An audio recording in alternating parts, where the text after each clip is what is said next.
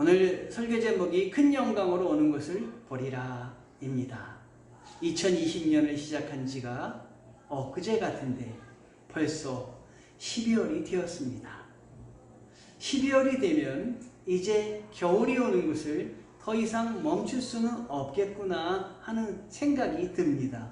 11월 추울 때만 하더라도 아직 조금 남았지 하는 생각이 드는데 12월이 딱 되면은 아이고 이제는 피할 수가 없어. 12월이야 겨울이야 이런 생각이 들지 않습니까? 그리고 길을 걷다 보면 크리스마스 캐롤이 이제 대강절이 시작되었다라는 것을 우리들에게 알려줍니다. 대강절, 여러분 어떤 마음으로 대강절을 기대하시고 우리가 준비하십니까? 강림을 기대하는 절기 아닙니까? 이 강림을 기대하는 절기가 있다는 것은 기다림의 대상이 있다고 하는 것입니다. 제가 직장 생활을 할 때 저녁에 집에 들어가면 너무나 좋았어요. 왜냐면 아이들이 막 뛰어나오는 거예요. 기다림의 대상이 있다고 하는 거. 아이들이 뛰어나와서 아들이 저쪽에서 달려와서 안기고 그 다음에는 아주 큰 위기가 다가옵니다. 우리 딸은 점프를 뛰어가지고 저한테 콱 안길 텐데 만만치가 않거든요. 그러면 저만큼 제가 준비를 하고 있다가 맞습니다. 만남의 대상, 기다림의 대상이 있다고 하는 것. 그래서 만나볼 희망이 다시 주어진 사람은 행복한 사람입니다. 여러분 매일매일 저녁에 집에 들어가실 때 만남의 대상, 기다림의 대상, 그 행복한 시간이 여러분들에게 있으시죠? 기다림 끝에 만남이 성사되고 희망이 성취됩니다. 대강절은 또 다른 그래서 강림을 사모하고 기다리게 합니다. 여러분 대강절 크리스마스 메리 크리스마스 이걸로 끝내지 마시고 대강절에는 또 다른 기다림, 우리가 또다시 우리 강림을 기다려야 되겠다 하는 생각을 가지셔야 되겠습니다. 또 다른 기다림은 무엇입니까? 재림입니다. 주님께서 다시 오시겠다고 약속을 하셨기 때문인 것입니다. 그런데 통계에 의하면 기독교인들이 제일 믿지 않는 교리가 재림의 교리라고 합니다. 교회에 다니면서도 재림을 믿지 않는 신앙인이 되었습니다. 이거 뭔가 잘못되고 있는 것이 아닌지요. 예수님을 경배하러 왔던 2000년 전의 동방 박사들이 성탄을 고대하며 기다렸듯이 우리도 이제 12월 이 성탄절을 맞을 때마다 예수님의 재림을 기대하며 기다리는 훈련을 해야 되겠습니다. 메리 크리스마스 이것만이 우리들에게 입에서 나올 것이 아니라 마라나타 주여 어서 오시옵소서 하는 고백과 기대가 여러분들에게 있었으면 좋겠습니다. 2000년 전 처음 오심을 기뻐했던 사람들에게 주신 말씀으로 돌아가 배우며 주님의 재림을 우리 교회 성도들은 모두 준비했으면 좋겠습니다. 마태는 구약 이사야서를 통해서 주님의 성탄을 기다렸던 사람들의 모습을 전하고 있습니다. 마태는 마태복음 4장 15절 16절을 작성하면서 이사야서 9장 1절과 2절을 인용을 합니다. 그 말씀을 읽어보면 스불론 땅과 납달리 땅과 그리고 요단강 저편 해변길과 이방의 갈릴리요 흑암에 앉은 백성이 큰 빛을 보았고 사망의 땅과 그늘에 앉은 자들에게 빛이 비치었도다 하였느니라. 구약시대를 살던 유대인들은 그리스도의 오심을 흑암에 앉은 백성들이 큰 빛을 보게 됨으로 기다렸습니다. 큰 빛으로 오신 분은 바로 예수 그리스도이셨습니다. 흑암에 앉은 백성이 마땅히 보아야 할 것을 보지 못합니다.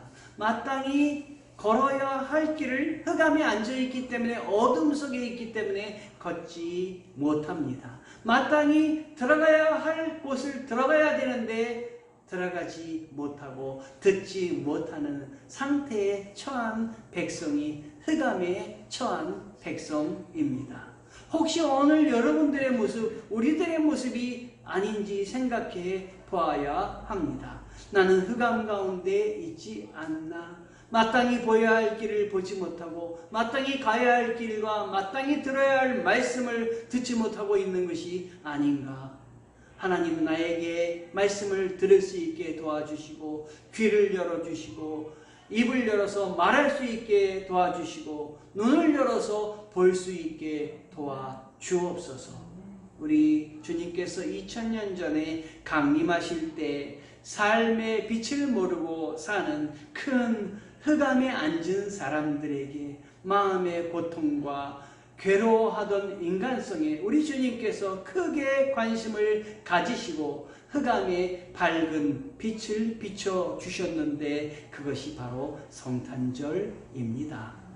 가정과 사회에서 버림받고 스스로 학대하며 신음하며 자존감이 떨어져 있으며 어두운 상황에 처해 있던 사람들에게 사랑의 빛을 보여주셨습니다.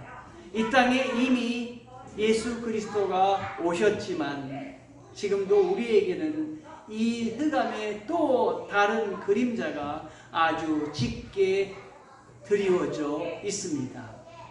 생태계와 인간세계에 여전히 아픔이 존재합니다. 요즘은 코로나19 바이러스로 인해서 온통 많은 사람들이 흑암 가운데 있습니다.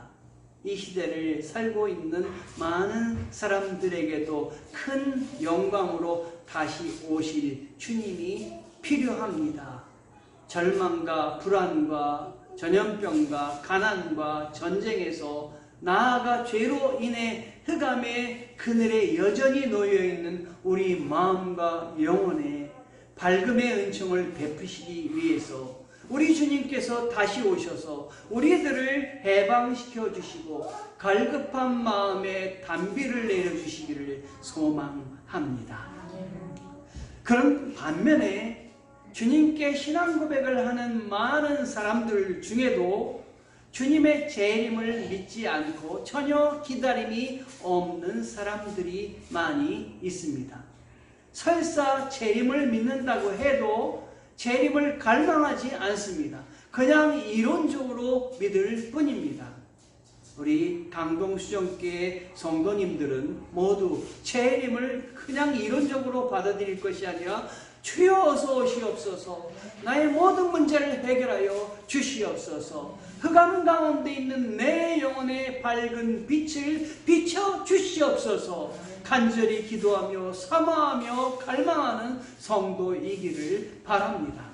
사람들이 재림을 믿지 않는 데는 아마도 주께서 다시 오신다는 것이 여태까지 오신다고 했지만 지체되다 보니까 내 때에 일어나겠는가, 정말 일어날까 하는 생각에 반신반의하기도 할 것입니다. 또한 제가 생각하기에도 구름 타고 오신다는 것이 좀 현실적이지 않습니다. 어떻게 구름 타고 오시지? 주님이 비행기 타고 오시리라 이렇게 얘기하시면은 오히려 더 믿을만할 것인데, 그런데 구름 타고 오신다는 게 어떻게 구름 속에 사람이 타고 올 수 있어? 하는 생각 때문에 비현실적으로 들릴지도 모릅니다, 여러분. 그런데 제가 이번 주에 책을 읽고 여러분들에게 보내드리는 내용 중에 유현준 씨가 쓴 공간이란 책을 읽고 보내드리지 않고 있습니까? 그런데 거기 보니까 구름의 역할에 대해서 이분이 쓴 글이 있었어요. 그 역할에 대해서 쓴 걸 보면서 구름 타고 오는 것이 비현실적이 아니구나 하는 생각이 들었습니다. 이분은 이 책에서 뭐라고 얘기하고 있냐면은 구름을 그냥 떠다니는 것이 아니라 햇볕만 가리고 이런 것이 아니라 구름이 태양의 에너지를 운반하는 택배상자다. 구름에 물을 담고 다니면서 필요한 것에 떨어뜨리고, 그리고 구름이 복사열로 따뜻하게 덮여주고, 그리고 너무 뜨거우면 막아주고, 과학적으로도 구름은 따뜻한 공기와 수증기를 운반하여 세상 곳곳에 힘을 공급하는 택배 상자다. 이런 말을 적어놓은 걸 보면서 단순히 구름 타고 오시는 것이 그거 그냥 이야기로 끝나는 게 아니겠다. 구름은 모든 에너지를 운반하는데 예수님의 무게 정도 운반하는 건 아무것도 아니다라는 생각이 들었습니다. 또한 믿음의 눈으로 바라본다면 예수님이 어떤 일을 하셨습니까? 사람들이 생각할 수 없는 거친 바다를 그냥 두벅두벅 걸어오신 분이 예수님이 아니십니까?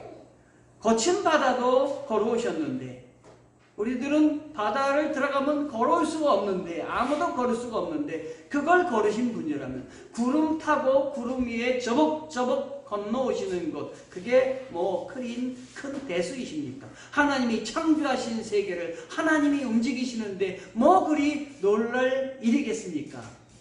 구약과 신약 성경을 보면 우리 하나님께서 구름과 아주 밀접하게 다가오셨음을 우리는 알 수 있습니다.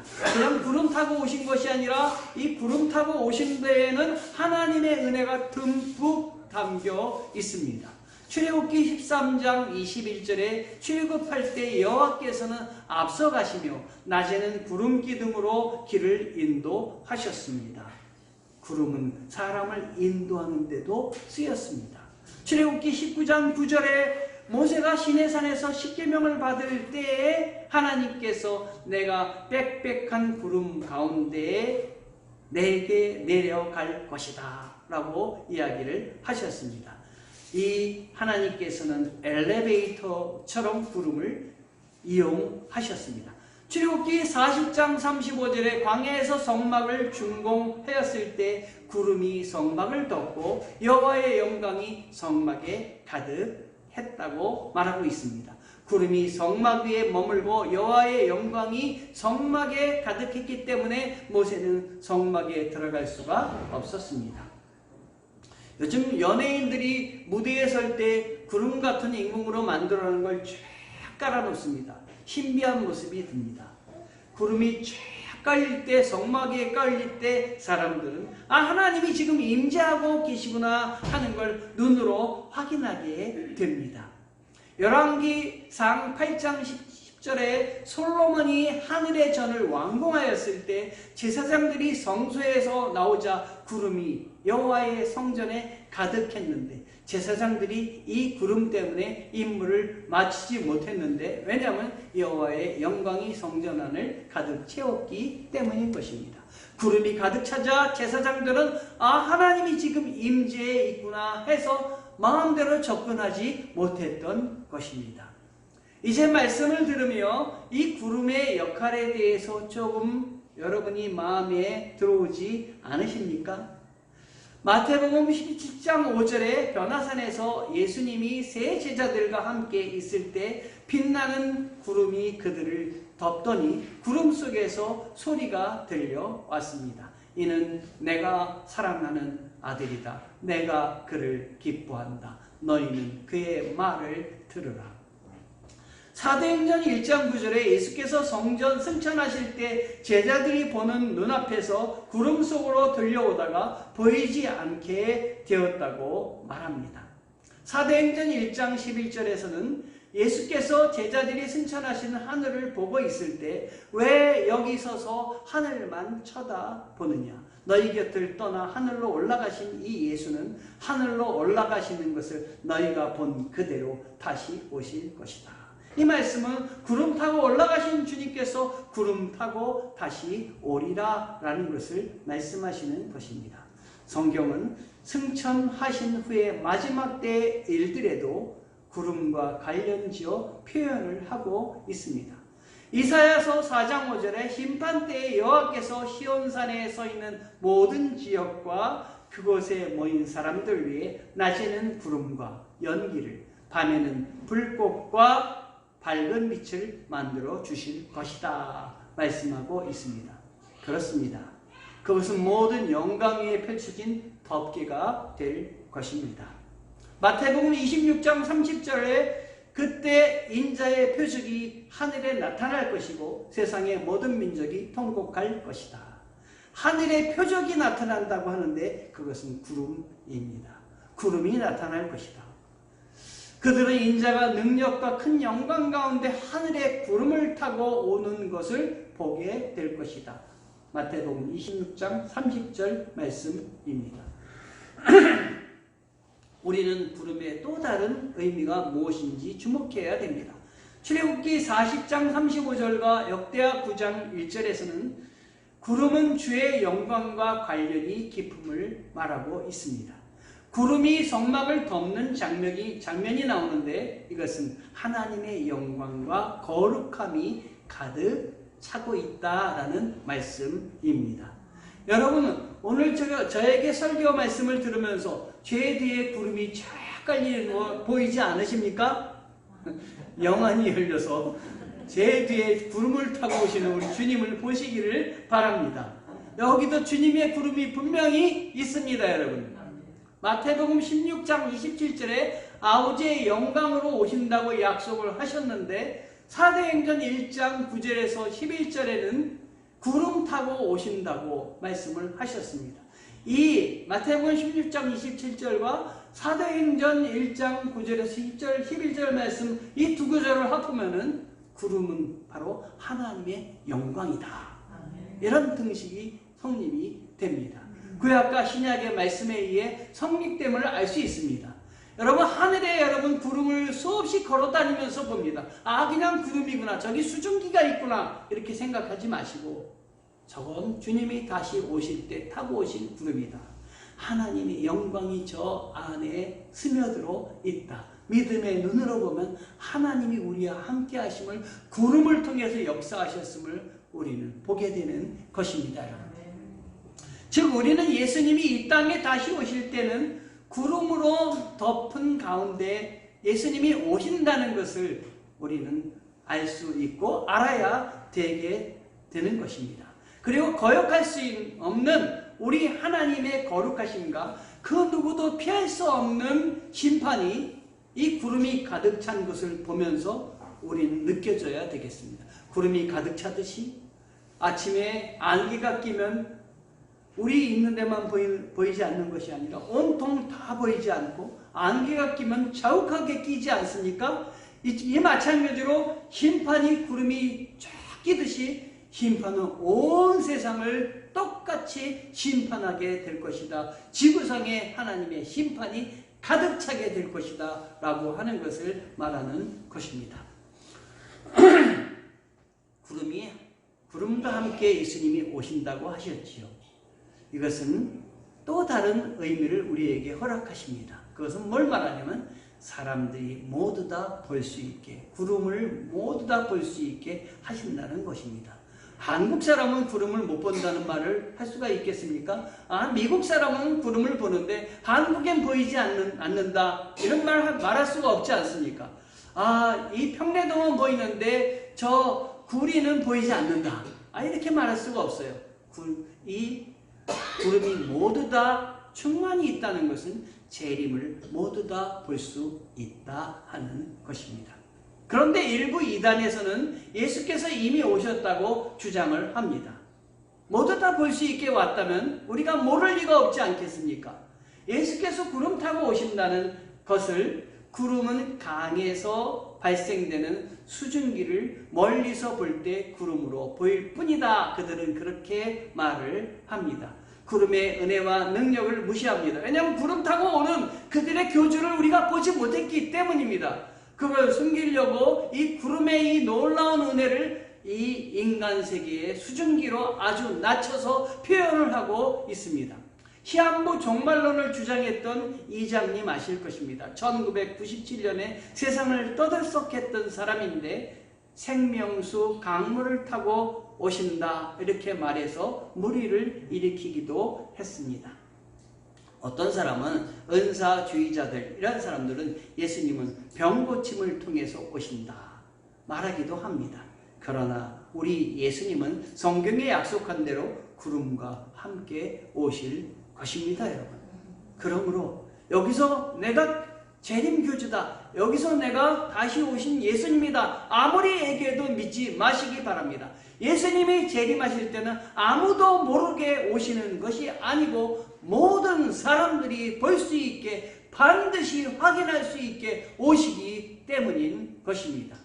계시록 1장 7절에 볼지어다 구름을 타고 오시리라. 각인의 눈이 그를 보겠고 그를 찌른 자들도 볼 터이요 라고 말을 했습니다. 예수님께서 재림하실 때 창세일에 전무후무한 사건이 일어남을 성경은 말하고 있습니다. 다만 예수님이 다시 오시는 것을 볼 때는 보는 사람의 지나온 삶의 결과에 따라 다른 모습으로 느끼며 보게 될 것입니다. 믿는 자는 믿음의 상태로 볼 것입니다. 불신자는 불신의 상태로 볼 것입니다.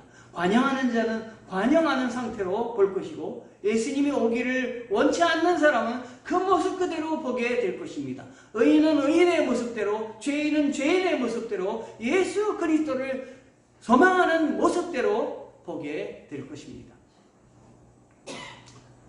저는 저희 부모님들이 북에서 일사후퇴 때 신앙의 자유를 찾아서 남하하셨습니다.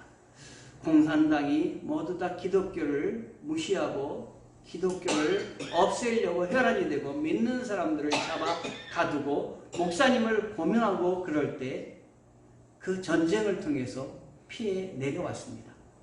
그래서 제가 오늘 예수 그리스도를 믿는 그 복을 제가 누리고 있습니다. 제가 저희 외할아버지가 장로님이시고 외할머니가 권사님이시고 저희 어머니 그리고 저 그리고 제 아이들 4대째 신앙생활을 하고 있습니다. 참 큰 은혜입니다. 그런데 아직도 내려오지 못한 북한에 그 남아있는 백성들이, 우리 성도들이 있습니다. 그분들이 거기서 신앙을 저버릴 수 없어서 예수를 믿다가 그만 붙잡혀 순교를 당했습니다. 많은 사람이 죽었습니다. 그리고 조용히 성경도 없이 받아 쓴 필사 성경으로 예수 그리스도를 조용히 믿다가 붙잡히고, 어떤 사람은 붙잡힐까봐 하나님과 대화하는 즐거움, 하나님과 은혜 받은 거를 어떻게 이걸 버릴 수가 없어서, 하나님을 한 번 알면 이걸 놓을 수가 없지 않습니까? 그래서 기도하다가 조용히 그 안 들리는 가운데 기도하는 그런 그 음성들이 전해집니다. 그 중에 지난주에 제가 한 분이 이불을 뒤집어 쓰고 거기서 기도하는 그 기도 음성을 들었습니다. 기도 음성은 제가 소개하지 못하지만 기도하는 그 내용을 한번 소개해 드리려고 합니다. 인터넷에 보면 북한 지하교회 할머니의 이불 속 기도라는 기도가 있습니다. 그리고 그 소리도 있습니다. 이런 기도의 내용은 이런 기도입니다. 아마 이분은 우리처럼 예수 그리스도의 재림을 갈망하며 하나님 속히 저에게 오셔서 이 어려움으로부터 벗어나게 해주시고 나를 도와주시고 여기 있는 남아있는 지하교회 성도들을 붙잡아 주시옵소서라고 기도하고 있는지도 모르겠습니다. 한번 읽어보겠습니다. 아버지여, 오늘날 아버지여, 교회가 다 무너졌습니다. 이제 양 팔고 비둘기 팔고 소 파는 아버지의 교회가 다 무너진 이때 아버지 다시금 신령과 진리의 몸된 교회가 살아나게 하시는 오늘날 얼마나 많이 순교했습니까? 이 피의 기초가 되고 십자가의 그리스도의 터가 아버지여 구원의 표가 되어서 이 민족을 아버지 구원하시고 이 민족을 버리지 아니하시려고 아버지 용서하는 역사의 일선에 이 아들이 나섰습니다. 아버지, 아버지, 아버지, 살얼음 땅입니다. 아버지, 아버지, 몸된 교회의 일을 이 피로써 순교의 피의 자손들이 오늘날 다 살아있고 아버지 보응하시고 용서하시는 주의 보혜사가 나타나심을 압니다. 이제 뿌리된 믿음의 성신의 지혜와 총명을 주시고 무거운 짐진 사람들은 다 내게로 오라. 이 부분에서 기도가 끊겼습니다. 저는 이 기도를 들으면서 그 이불 속에서 기도드려야만 될 수밖에 없었던 이 할머니의 기도가 마음속에 다가왔습니다. 제가 지난주에 희상을 받지 않았습니까? 우리 교회에 희상을 받았습니다. 놀라운 하나님이 은혜를 주셨습니다. 희상식에 참여하는데 많은 분들이 참석을 하셨어요. 총회장님을 비롯해서 많은 분이 참석을 하시고 축사도 하고 하셨어요. 그런데 제가 거기에서 저도 울었습니다. 안 울려고 그래, 울 생각도 전혀 없었어요. 그런데 눈물이 막 쏟아지더라고요. 왜 쏟아졌느냐? 총회장님이 자기의 그 받은 금액을 안 쓰고 작은 교회들을 위해서 내놓은 거예요. 이 작은 교회들을 위해서 내놨는데 국내선교위원회라는 데다가 불려서 당신들이 한번 이 돈을 불려보십시오. 그래서 2억을 내놓은 거예요. 이 총회장님이 그거를 희상을 하면서 갑자기 울먹이는 거예요. 하나님, 내가 이 금액을 안 쓰고 교회를 살리는데 내놓게 해주시니 감사합니다. 제 친구거든요. 제 친구가 울먹이는데 제가 갑자기 마음속에 울컥하는 마음이 드는 거예요. 그랬더니 국내선교위원장님이 바톤을 받아가지고 이제 축사하러 나오셨어요. 국내선교위원장님은 저희 아들의 담임 교회 담임 목사님이세요. 그분이 공정하게 하려고 하나도 그냥 말도 안 하셨대요. 그런데 나오셔서 하시는 말씀이 자기는 속았대요. 그걸 2억을 받출 때 그냥 자기가 그걸 덜컥 받았는데 알고 봤더니 그게 덜컥 받을 일이 아니었다는 거죠. 불려서 더 많이 해라는 말이었대요. 그러시면서 우리만 축사할 것이 아니라 이 받은 분들 중에 한 분을, 이건 계획에도 없는 건데 한번 그분의 답사를 한번 들어보자. 그래서 한 분을 이렇게 내세운 거예요. 그 불통이 나한테 뜰까봐 저는 저 답사 잘못하면 큰일 나는데 걱정하고 있었는데 저는 안 부르시고 제 뒤에 있는 여자 목사님을 부르셨어요. 나가서 답사하라. 여자 목사님이 나와서 답사하시는데 그 말에 또 제가 또 울컥했어요. 이거는 울컥이 아니라 그냥 눈물을 제가 쏟았어요. 그분이 나와서 뭐라 그러시냐면, 하나님, 제가 교회를 개척하게 해주시니 감사합니다. 교회 개척하면서 매일 하루하루가 살얼음판이었습니다. 하루하루가 살얼음판이었는데 하루하루가 하나님의 은혜였습니다. 하루하루가 하나님이 나와 함께 하실 걸 체험했습니다. 그 말을 듣는데 제가 감정이입이 푹 되더라고요.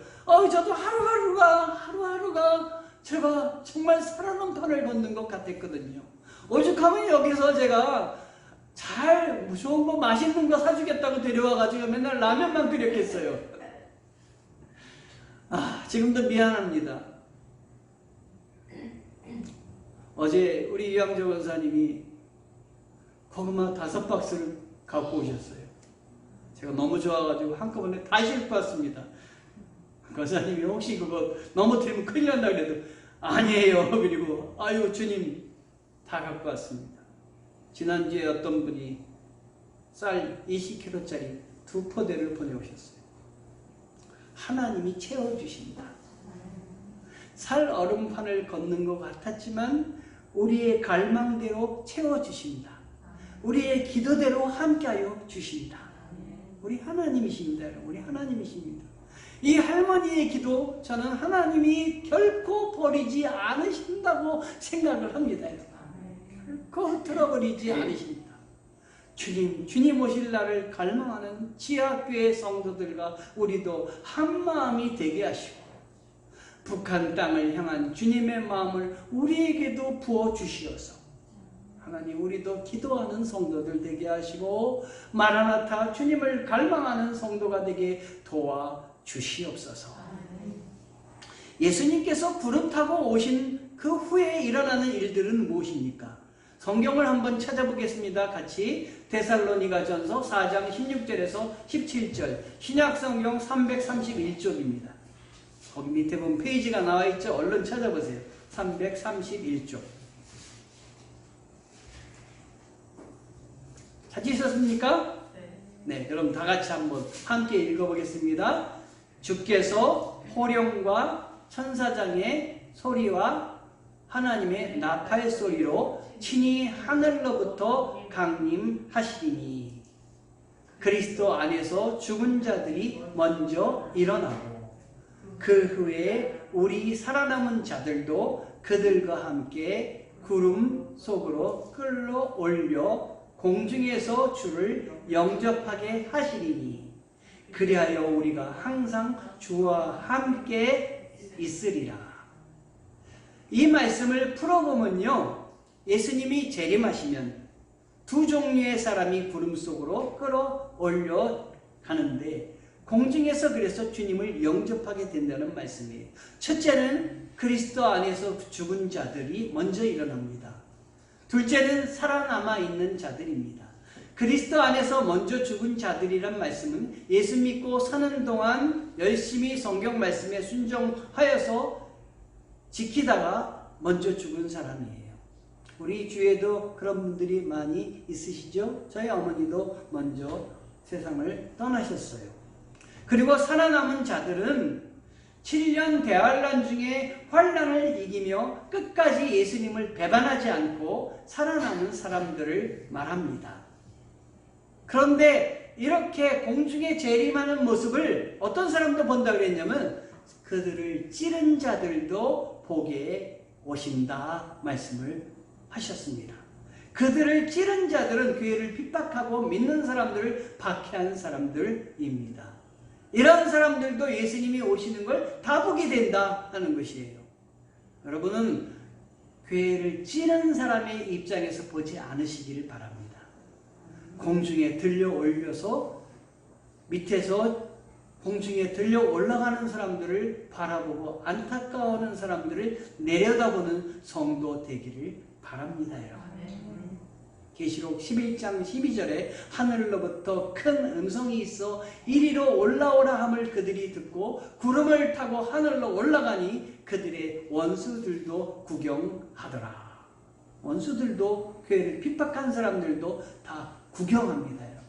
여러분, 하나님이 불러 오르실 때, 휴거할 때 공중에 들려 주님과 함께 잔치에 참여하는 우리 성도 되기를 바랍니다. 여러분. 그때 땅에 있는 남은 사람들은 대부분 예수를 믿지 않는 사람들입니다. 예수를 믿는다고 교회에는 다녔지만 성전에서 예배 드리지 못하고 성전 마당에 머물러 있는 사람들입니다. 하나님의 말씀을 듣지 못하여서 하나님의 뜻이 무엇인지 모르는 사람들입니다. 계시록 11장 2절에 성전 바깥 마당은 측량하지 말고 그냥 두라. 이것은 이방인에게 주었은 즉 그들이 거룩한 성을 42달 동안 밟으리라. 하나님의 일을 하는 사람은 하나님의 말씀을 들어서 하나님이 무엇을 원하는지 알아야 됩니다. 그런 사람이 우리의 교회의 직분자로 세워질 때 하나님께 영광을 돌리게 되는 것입니다. 사람의 생각으로 교회를 이루어 나가는 것이 아니라 하나님이 기뻐하시는 것을 찾아 나가는 사람들이 되게 되는 것입니다. 우리가 주님이 재림하시면 주 안에서 죽은 성도들이 먼저 부활하고 살아서 하나님의 말씀을 지키느라 환난과 핍박을 당하고 남은 성도들이 휴거를 하고 공중에서 주님을 만나서 하나님이 예비한 곳으로 들어간 다음 후 3년 동안 3년 반 환란이 시작될 때 이때 모든 족속이 그를 인하여 애곡하리라 말씀을 하고 있습니다. 재림 직전에 그럼 세상의 모습은 어떠합니까? 우리가 재림 직전의 세상의 모습을 알아야 주님의 때가 가까웠는지 알지 않겠습니까? 성경을 쫙 성경의 재림 직전의 마지막 때의 일들을 제가 다 모아봤어요. 특별한 징조들이 나타납니다. 세상 끝까지 복음이 전파됩니다. 복음이 들어가지 않는 것이 없습니다. 하지만 성도들의 수는, 교회의 수는, 믿는 자의 수는 적어집니다. 전파도 되지만 이렇게 교회가 핍박을 받습니다. 의식주의 문제로 배도가 일어나고 평화운동이 발생하는데 그것은 겉으로만 평화운동입니다. 사랑이 식어져서 자기만 사랑하게 됩니다. 독신주의 운동이 전개돼서 혼인을 폐하게 되고 꺼려합니다. 오늘 본문 24장 29절에도 그날 환란 후에 즉시 해가 어두워지며 달이 빛을 내지 아니하며 별들이 하늘에서 떨어지며 하늘의 권능들이 흔들리리라. 1월 성신의 대격변이 일어나고 전쟁 기근 시즌의 소문이 곳곳에서 나옵니다. 데살로니가 후서 2장 3절에 먼저 배교하는 일이 있고 불법하는 사람 곧 멸망의 아들들이 나타나기 전에 그날이 이르지 아니하리라. 배도하는 일과 불법을 저지르는 사람이 교회에 나타납니다. 배도는 교회를 떠나는 사람이고 불법의 사람은 율법과 교리를 무시하는 사람입니다. 미혹의 영과 적그리스도가 등장을 합니다. 재림 약속에 대한 불신이 팽배해집니다. 순교자가 발생하게 되고 믿는 자들이 끌려가는 일이 발생합니다. 우상 숭배가 성행합니다. 이때 인간의 물질 문명이 극도로 발전하고 그 물질 문명을 추구하며 소돔과 같이 음란해지고 결혼 생활이 문란해집니다. 이러한 모습이 세상에 가득하면 재림의 때가 가까운 것입니다. 우리는 말세의 징조의 그 징조를 분별해야 하겠습니다. 그래서 주님 앞에 끝까지 믿음과 교회를 지켜야 하겠습니다. 계시록 7교회 중에 라오디게아 교회 아시지 않습니까? 그 교회가 어떤 교회입니까? 단 한 가지도 주님께 칭찬받은 부분이 없었던 교회입니다. 우리 교회는 그런 교회가 되지 않기를 바랍니다. 그러나 이런 교회도 되지 않기를 원합니다. 에베소 교회입니다. 8가지나 칭찬을 받았습니다. 옳은 행위, 수고, 봉사, 인내, 부지런함, 자칭 사도라고 주장을 했던 자들을 멀리했던 것, 참고 내 이름을 위해서 견딘 것을 칭찬을 받았습니다. 악한 자들을 가까이 오는 걸 용납하지 않은 그 교회입니다. 니골라당을 미워했던 교회입니다. 에베소 교회의 이력서는 8가지를 다 쓴다면 아주 화려하고 자랑스러운 점이 가득합니다. 그런데 에베소 교회의 이력서에는 한 가지 지적사항, 책망받은 책벌사항이 기록되어 있습니다. 그것은 너는 너의 처음 사랑을 버렸다라는 부분입니다. 8가지를 잘했으니 뭐 한 가지쯤이야 뭐 문제될 것이 있나, 아이고 다 잘했으니까 한 가지는 용서해 줘야지, 이런 생각이 우리에게 들지도 모릅니다. 그런데 우리 주님의 생각은 다르십니다. 처음 행위를 가지라. 만일 그리하지 아니하고 회개하지 아니하면 내가 가서 내 촛대를 그 자리에서 옮길 것이다.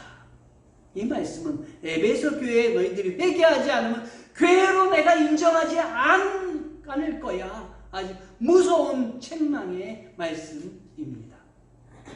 마태복음 23장 25절에 화 있을진저 외식하는 자들이여, 잔과 대접의 겉은 깨끗하게 보이는데 마음에는 탐욕과 방탕으로 가득하도다. 칭찬받은 8가지 사역은 잘했지만 중심에 없는 것이 있었습니다. 열심히 봉사하고 열심히 예배드리고 열심히 일을 했지만 중심에 잃어버린 것이 있었습니다. 예수 그리스도이십니다. 예수 그리스도가 나의 구주이다. 예수님을 붙잡고 가야 됩니다. 예수님을 잡고 예수님이 기뻐하시는 것을 향해서 가야 됩니다. 여러분. 가장 중요한 것을 잃어버린 교회, 에베소 교회였습니다. 우리 교회는 에베소 교회와는 다르기를 소망합니다. 정신 바짝 차려야 되겠습니다. 에베소 교회가 되지 않도록 정신 바짝 차려야 되겠습니다. 교육자만 정신 차릴 것이 아니라 우리 성도들도 정신 차려야 되겠습니다. 서로 격려해야 되겠습니다. 하나님이 기뻐하시는 교회로 만들기 위해서 서로 애써야 되겠습니다. 처음 사람을 끝까지 붙잡고 가는 교회와 성도 되기를, 모든 일의 중심에 주님을 두고 말로만 주님 영광을 위함이 아니라 정말 주님 영광을 위해서 일하는 교회의 성도가 되어야 되겠습니다. 우리 교회는 구름 타고 오실 그분을 불타는 마음으로 주님을 갈망하는 성도들이 가득한 교회이기를 원합니다. 다시 오실 우리 주님을 사랑으로 품고 소망하고 바라보며 기다리는 우리 강동수족교회와 성도 되기를 주님의 이름으로 축원합니다. 아멘. 아멘.